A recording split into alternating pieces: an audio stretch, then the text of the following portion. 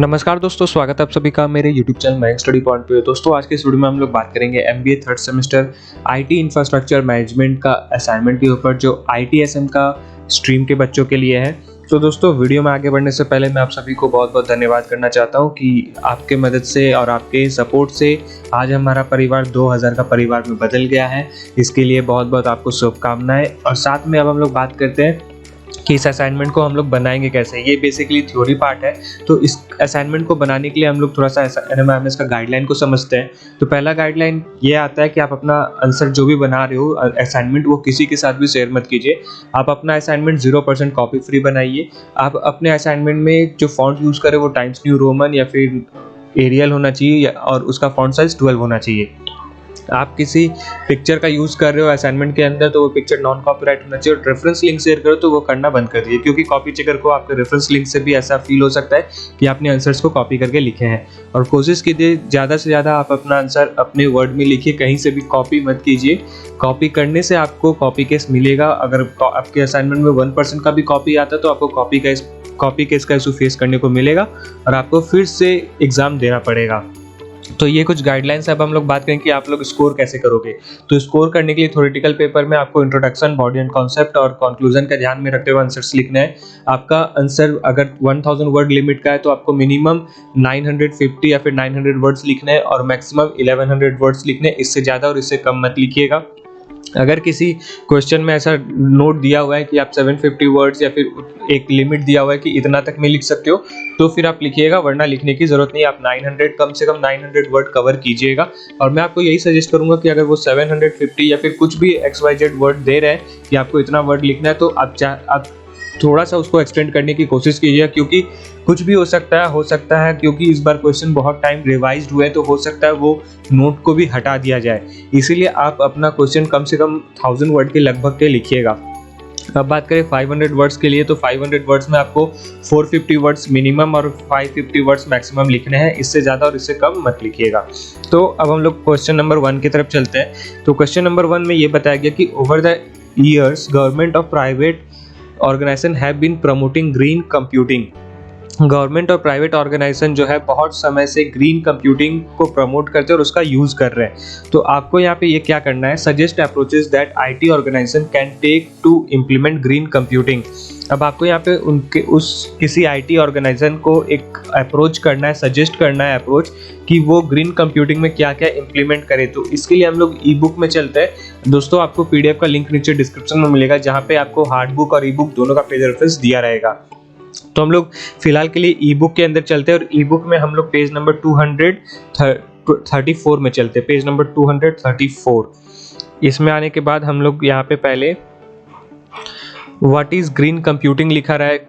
हम लोग को थोड़ा सा ग्रीन कंप्यूटिंग के बारे में बताना है, जो 8.2 के अंदर है। हम लोग को किसी भी अप्रोच को बताने से पहले ग्रीन कंप्यूटिंग क्या होता है वो बताना जरूरी है, क्योंकि 1000 वर्ड भी कवर करने हैं।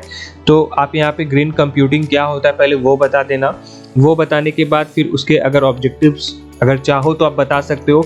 अगर मेरे वीडियो को अगर एग्जाम्पल 100 लोग देख रहे हो तो 50 लोग आप लोग ऑब्जेक्टिव बताओ और 50 लोग ऑब्जेक्टिव मत बताओ। अगर सभी लोग ऑब्जेक्टिव बता रहे हो तो कुछ कुछ पॉइंट्स को बताओ, सारे पॉइंट्स को बताने की जरूरत नहीं, क्योंकि आपका कवर जो है 1000 वर्ड हो जाएगा इसमें। तो ऑब्जेक्टिव्स ऑफ ग्रीन कंप्यूटिंग बताने के बाद 234 235 में करने के बाद उसके बाद हम लोग 239 पे चलते हैं, जहाँ पे अप्रोचेस टू ग्रीन कंप्यूटिंग के बारे में बताया गया कि उसके ग्रीन कंप्यूटिंग के क्या क्या अप्रोचेस है। तो आप इनको पढ़िए, इनको पढ़ के आपको अपने वर्ड में लिखने। आप लोग एक्सटर्नल सोर्सेज का भी यूज़ कर सकते हो। अगर आपका पर्सनल ये बुक पसंद नहीं आ रहा है, नहीं इसके अंदर रेफरेंस अच्छा नहीं है, तो आप अपना पर्सनल बुक का यूज़ कर सकते हो या फिर गूगल का यूज़ कर सकते हो एक्सटर्नल सोर्सेज का, और वहाँ से भी आपको आंसर्स आपको अपने वर्ड में लिखने, कॉपी बिल्कुल भी नहीं करने हैं। तो ये क्वेश्चन नंबर 1 आपका यहाँ पे खत्म होता है। तो क्वेश्चन नंबर 1 का पेज रेफरेंस और आपको कंटेंट भी दे दिया गया है कि आपको क्या क्या कंटेंट इसके अंदर लिखने हैं। अब क्वेश्चन नंबर 2 की बात करें तो क्वेश्चन नंबर 2 में ये बताया गया कि if you have to utilize cloud computing in your organization, what are the design requirements you need to consider if the product chosen in Amazon S3। आपको क्लाउड कंप्यूटिंग के बारे में बताया जा रहा है, जहाँ पे ऑर्गेनाइजेशन आपका एक ऑर्गेनाइजेशन है जो यूटिलाइज करता है क्लाउड कंप्यूटिंग।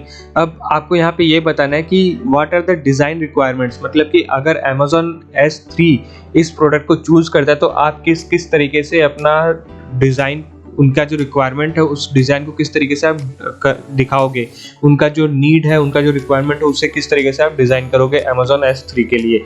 यहाँ पे यही बताया गया, what are the design requirements you need to consider, आपको कौन कौन से डिज़ाइन रिक्वायरमेंट्स को कंसिडर करना है फॉर Amazon S3 के लिए, उस प्रोडक्ट के लिए। तो यहाँ पे हम लोग पेज नंबर 163 में चलते हैं। पेज नंबर 163 में हम लोग को दोस्तों यहाँ पे डायरेक्ट बता दिया गया Amazon S3 के बारे में। तो यहाँ पे आपको क्लाउड स्टोरेज के बारे में बताया गया है, आप लोग चाहो तो इसको गूगल भी कर सकते हो, और यहाँ पे इसके अंदर डिज़ाइन के बारे में भी बताया गया है। तो आप लोग अगर इसे पढ़ रहे हो तो इसे पढ़कर आप अपने वर्ड में लिखिए, और मैं आपको अधिकतर यही सजेस्ट करूँगा कि इस आंसर से अगर आप सेटिस्फाई नहीं हो पा रहे हो तो आप एक्सटर्नल सोर्सेज का यूज़ कीजिए कि Amazon किस तरीके का डिज़ाइन का यूज़ करता है क्लाउड कंप्यूटिंग के लिए। वहाँ पे आपको इसके अच्छे से डिटेल्स मिल जाएंगे और आप आंसर्स वहाँ से लिखने की कोशिश कीजिएगा। मुझको भी ये क्वेश्चन के आंसर्स ये वाला पढ़ के बहुत ज़्यादा वो समझ नहीं आया कि ये आंसर्स अगर चाहे तो मैच नहीं भी कर सकता है। तो आपको मैं यही सजेस्ट करूँगा कि आप अगर ऑनलाइन एक्सटर्नल सोर्सेज में जाके यूज़ करते हो, चेक करते हो, तो वहाँ से आप आंसर लिख सकते हो। तो ये क्वेश्चन नंबर 2 का आपके लिए सवाल था, ये पेज रेफरेंस आपका ये था और आपका कंटेंट यहाँ पे था।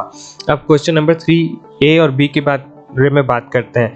तो A में क्या बताया गया है, पहले उसके ऊपर एक केस दिया हुआ है जहाँ पे ये बोला गया है, Facebook, Google, Microsoft and other big organization have large data centers which contain many server farms. Server farms have found their application in several fields in current times. Enlist and elaborate the application of server farm.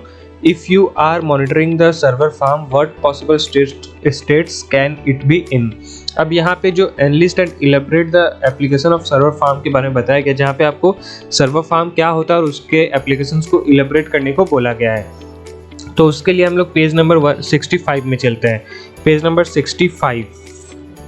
65 में हम लोग को इसका पहले introduction देना होगा कि server farm क्या होता है। छोटा सा इंट्रोडक्शन दे दीजिए जहाँ पे आपको 500 वर्ड्स के लिए आंसर लिखने हैं, और वो इंट्रोडक्शन देने के बाद एप्लीकेशन ऑफ सर्वर फार्म के बारे में यहाँ पे बता सकते हो, जो इसके अंदर डिटेल्स में दिया हुआ है।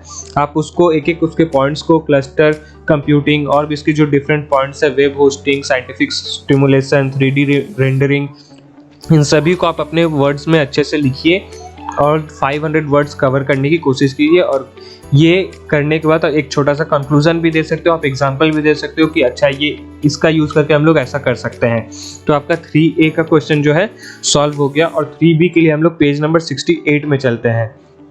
पेज नंबर 68 में दोस्तों मॉनिटरिंग से मेरे को लग रहा है कि आप लोग परफॉर्मेंस ऑफ सर्वर फार्म्स के बारे में बताओगे तो भी चलेगा, और अगर आपको इस क्वेश्चन से भी सेटिस्फेक्शन नहीं मिल रहा तो आप एक्सटर्नल सोर्सेज का भी यूज़ कर सकते हो। लेकिन अगर परफॉर्मेंस ऑफ सर्वर फार्म्स के बारे में बात करें तो ये बहुत हद तक उस आंसर के साथ मैच कर रहा है कि आपको वहाँ पे सर्वर फार्म किस तरीके से काम कर रहा है, इसी के बारे में आपको बताने कि आप उस पर मॉनिटर कर रहे हो कि वो सर्वर फार्म कैसे काम कर रहा है। तो आप इससे रिलेटेड आंसर्स लिख सकते हो, इससे मिला जुला कर, और आपका आंसर यहाँ पे कंप्लीट हो जाएगा। आप लोग एक्सटर्नल सोर्सेज का भी यूज़ कर सकते हो। दोस्तों ये आईटी टेक्नोलॉजी का मतलब ये क्वेश्चंस है, तो आपके क्वेश्चंस कुछ इसी तरीके से कंफ्यूजिंग होंगे और माइंड गेम्स के जैसे होंगे, तो आपको ध्यान में रखते हुए आंसर्स आपको लिखने हैं। तो ये आपका पेज रेफरेंस है, ई बुक, हार्ड बुक दोनों का ये आपका कंटेंट है। तो दोस्तों आज के लिए बस इतना ही। उम्मीद करता हूं कि आप सभी को मेरा वीडियो पसंद आया होगा। तो जाते हैं तो वीडियो को लाइक करें, और अगर आप चैनल पे न्यू हैं तो चैनल को प्लीज सब्सक्राइब करें, प्रेस करें बेल आइकन को भी, ताकि आपको हमारे आने वाले वीडियो का नोटिफिकेशन तुरंत मिले और आप उसे मिस ना कर सके। तो मिलते हैं हमारे अगले वीडियो पे, तब तक जुड़े रहे मैं स्टडी पॉइंट के साथ। वीडियो को पूरा देख लीजिए। आपका बहुत बहुत धन्यवाद।